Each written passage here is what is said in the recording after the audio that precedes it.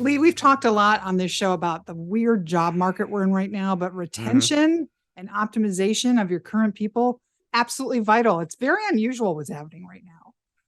It is. It's very unusual, and a lot of people don't really know what to do about it. But so we wanted to actually dedicate an entire show then to retention, reducing turnover, and what do managers have to do to make that happen in today's weird environment. Well, welcome to Manage Smarter, everyone. We're so glad you're here. I'm Audrey Strong. I'm the Vice President of Communications here at Sales Fuel. And I'm C. Lee Smith. I am the founder and CEO of Sales Fuel. And Matt Tenney is our guest today. He is a perfect person to talk about this. He works to help organizations build sustainable, high performance cultures that attract and retain, that's today's buzzword, top talent. He's a social entrepreneur at heart, the author of the highly acclaimed book, Serve to Be Great: Leadership Lessons from a Prison, a Monastery, and a Boardroom. I love that title. And over the last 9 years, Matt has delivered programs to help improve employee engagement and retention. Listen to some of these clients. I mean, you just start drooling. Salesforce, T. Rowe Price, Roche, Marriott, Keller Williams, L'Oreal. Talk about a bunch of different verticals. And so today we want to talk about retention, and we want to talk about how core needs, what that is and how that relates to it as well. Welcome, Matt. We're so glad you're here. Thanks for having me, Lee and Audrey. It's my pleasure to be here. All right. Happy to help as soon as I can and as best as I can. So we've got 20 minutes. Where do you guys want to start with this? I mean, it's a huge playing field. Well, what's the number one mistake that people make in trying to retain their top talent? The thing that they're not doing, but that they should be doing.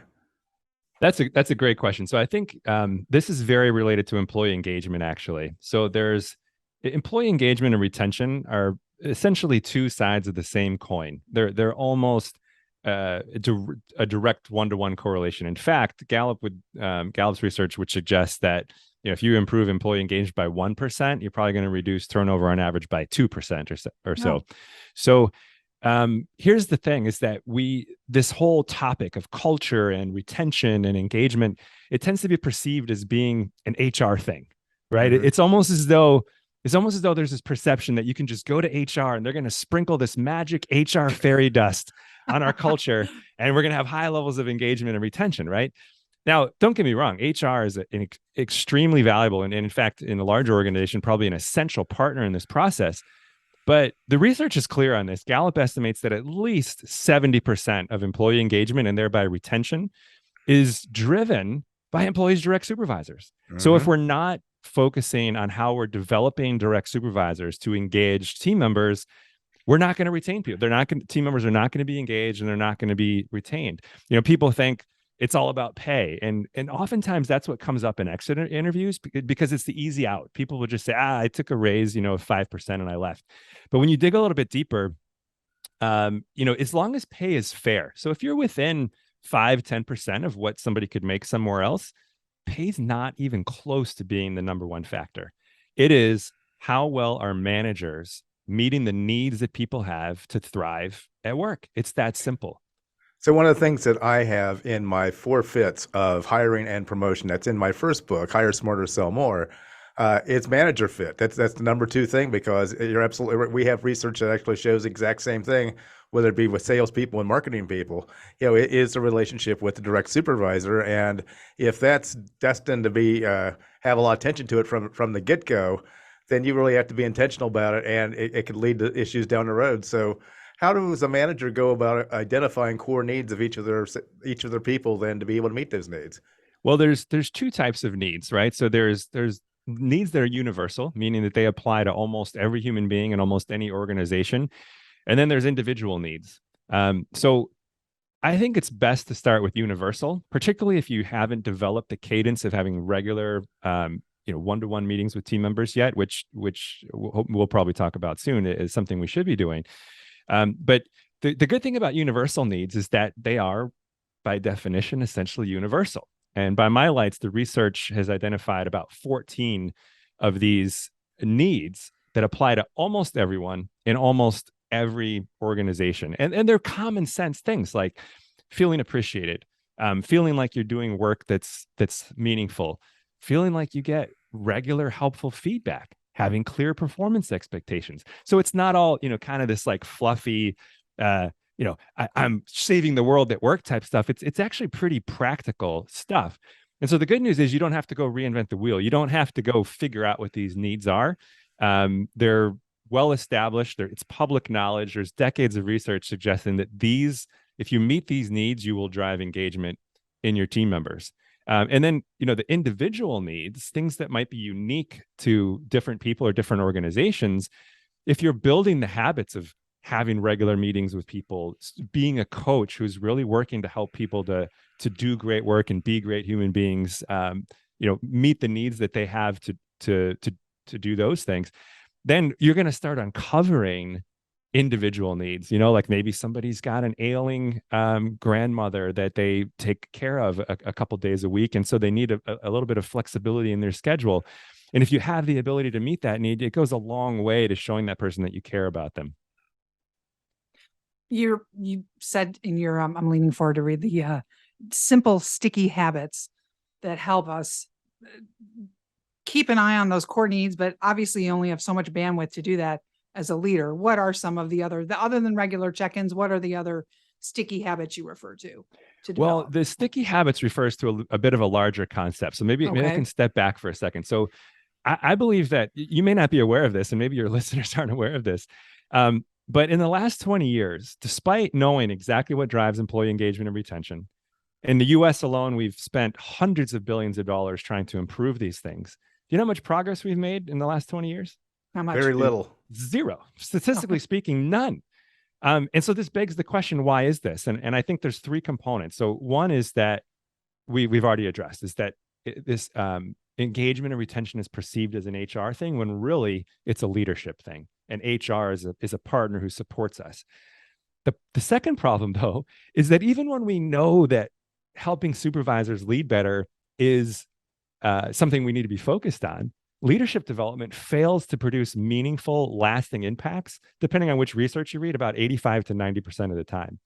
And the third big issue is that in many cases, in fact, I would say most of the time, the majority of the time, the very act of measuring engagement hurts engagement. And and all three of these things are interrelated. So in order to improve engagement, all three of them need to be fixed. And that's the process that I would recommend, is that we fix all three of those. And we can talk about each one of those if you like. Well, let's do the third one first, because this is the thing that I see with some of the clients that I work with, is that I always advise them, like, look, don't ask the question if you don't intend to do something with the answers. Thank you. Right? And so what happens is by asking the question, and you get everybody's hopes up or whatever. Oh, well, they're serious about fixing this issue, and then you do nothing with it or whatever. It's demoralizing. It actually has the opposite effect. That will decrease engagement. So here's a killer stat for you on how important this is. So Gallup has found that engagement is nearly 3 times higher in organizations where employees strongly agree with this following statement: my organization acts upon the results of surveys that complete. If you just get that right, you can significantly improve engagement and retention in your organization. So let's look at how you can do this. And this is the process that that I think is that's where I was going next. Yeah, this is the key here, right? So the key is measuring engagement is often and almost always divorced from leadership development. So as we talked about earlier, 70% of leadership or 70% of engagement is driven by supervisors. So if you're going to have a meaningful impact on engagement, measuring engagement or getting feedback on it has to be synced up very tightly with leadership development. So what I recommend is that instead of doing a big annual survey, which is very problematic in a number of ways. One is just by definition, if you ask 50 to 70 questions, which many of these surveys are, you are putting yourself in a box where people like Lee mentioned, if I fill out a survey, there's some expectation you're going to do something about the feedback I gave you, right? But if you ask 50 questions, I guarantee you're deficient in 40 things, right? We're all deficient in these areas. There's always room to grow. So now it's a month of time figuring out what does the data mean? Where should we focus our energy? Then it's another 3 to 6 months minimum coming up with a meaningful plan for how we're going to address this issue. All the while, employees are losing confidence and trust in leadership because they're thinking, why did you waste my time with this survey if you're not going to do anything?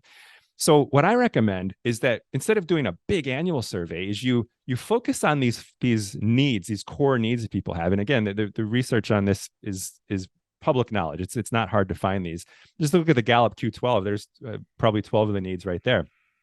So, if you focus on these core needs that people have for thriving and you break it down into, well, maybe there's 1 or 2 habits for meeting this. So maybe every 2 to 3 weeks, you do a survey that just asks about 1 habit for meeting one of these core needs. And then here's the killer hack. So this, by breaking it up, for one, it makes it much easier for an employee to give feedback, right? They just do a multiple choice, takes them 30 seconds instead of a 20 or 30-minute survey, which also makes it easier for us to respond as leaders. And if it's focused on the behaviors of direct supervisors, that also makes it easier to respond, because a supervisor can start a new habit very quickly versus making some org-wide change like, new perks or benefits, which, by the way, don't really work that well over the long term. That takes a long time. So the idea here is, here's the hack that we've discovered that makes this process super, super powerful. Well, before you ever, in addition to doing short surveys focused on just one need, in particular one behavior at a time, what we need to do is have a training ready to go that helps managers get better at meeting that need to address the feedback before a survey even goes out. So here's what happens. You send a survey out, you ask, let's just say a simple question, like, my manager has shown me some type of appreciation in the last 7 days. We recommend that survey is only open for 2 days. You don't get everybody, but nobody gets everybody. I've heard of large companies bragging about 50% response rates for a survey that's open 2 months. So you're not going to get everybody. The speed is the key here. So it's open for 2 days. And then on Thursday, the manager gets their feedback along with a training on, here's something you can do to improve in this area. So now, and then they can send a message to their team saying, hey, thank you for the feedback. I just got some training on how to improve, and here's what I plan on doing. Now, see, what happens when you do this is you're building this foundation of trust, what we call like do a little triangle here with my fingers, but it's like this virtuous cycle, right? Where employees give feedback, they feel heard 2 days after the survey opened, and they see action happening within a day or two after that. Every time that happens, confidence goes up in leadership, trust goes up in leadership. But now back to your question, this is a long-winded way of answering your question, Audrey, about habits, is this also solves the problem of why leadership development fails. There's the 2 big reasons I see. I mean, there are multiple reasons why leadership development fails, but I think the 2 biggest ones are, one, it's not tied to feedback. So if I'm a manager and you tell me, hey, we're going to put you through this 2-hour training on listening, I might be thinking, I don't need that. I'm God's gift to listening. Why are you putting me through this training? It's a waste of my time. And you're laughing, and your listeners are probably laughing. But I've actually talked to L&D managers who said they've gotten feedback exactly like that. We all know that guy. Yeah. Yeah, exactly. How did you like the training? I thought it sucked. It was a waste of my time. I already know how to do this. Now, what if that manager had just gotten feedback from their team saying, actually, in terms of listening, you're a 4.1 out of 6. Now they're like, oh, okay, maybe I should open my eyes and ears to some training. So that helps, if it's tied to feedback. The second big thing is when we do training, it tends to be in large chunks. We get a lot of information, right? You get half a day of training or a full day of training. And then you're excited, right? You got all these things you're going to do. You can't wait to get back to the office and do these things. Then you get back to the office and you get hit in the face with reality and nothing sticks, right? And I'm not saying that a half a day of training or a full day of training isn't valuable. It definitely is. What I'm saying is there has to be follow-up. But what we recommend is, if possible, is you do training in these discrete chunks. So I'm talking like a 5-minute video. How do you develop a habit to more frequently show appreciation? So now what happens is, not only building this virtuous cycle of building trust with team members, but you give a manager just 1 or 2 simple things they can do. You create a system for them, building a habit around it. You give them 2 or 3 weeks to create this habit. Now it's very likely not only that they're going to take action, but that they're going to develop a habit that sticks. And so now when you invest in leadership development, it actually produces some lasting results. One of the concerns that I hear from the other teams that I work with is that I don't feel comfortable, making a statement about my manager. I fear retaliation. I fear, that somehow they're going to be able to figure out who said what and everything like that. And I just don't feel safe in doing that. Yeah. So how do you address that? Well, for one, if that's a problem, that's pretty telling about the culture, right? Sure is. Yes, absolutely. You just learned something very quick about that culture, where if somebody doesn't feel safe to give constructive feedback to their boss. But I will caveat that by saying, even in the best relationships, there's always going to be that reluctance, right? Even if I really love my manager, I feel like she takes care of me and has my best interest in mind, and I trust her, and vice versa. There's always going to be some reluctance to give my boss the feedback that she probably really needs to be her best self. And so I think there's two parts to it. One is managers need to have that context in mind before they receive feedback. To put it in context, like, hey, what is your job as a manager? And most people don't have a good answer for that. It's really simple, actually. If you get promoted to a leadership position, you have one job other than strategy. If you're a senior person, obviously you're responsible for strategy also. But every manager, regardless of whether strategy is in your job or not, your job is to inspire greatness in your team. That's it. And inspiring greatness in your team is essentially synonymous with inspiring employee engagement. Those two things are the same. So then, of course, the question is, well, how do you do that? Well, if you're going to inspire greatness in your team, you need to figure out what do people need to be great human beings and do great work. So, i.e., what are the core needs they have for thriving at work? And what's getting in the way of them being great human beings and doing great work? And then your job is to be a coach who helps meet those needs and remove obstacles, right? That's your job. So when managers hear this, and in my experience, everyone agrees with this. Well, of course, it's obvious, right? My job as a manager is to inspire greatness in my team. I'm not an individual contributor anymore. But then it's really hard. But we also know it's way more meaningful, right? What's more meaningful? You're showing up to work every day. What's more meaningful? To execute 15 things on your to-do list? To hit some arbitrary goal that somebody passed down to you as a number you need to hit? Or to know that you are helping human beings on your team to grow and to thrive? The answer is obvious, right? We know what's more meaningful. So now the question is, if you want to do that, if you want to have that type of meaning and not only be a more effective manager, but find more meaning in your work, you have to get feedback from your team. You need to be craving this feedback.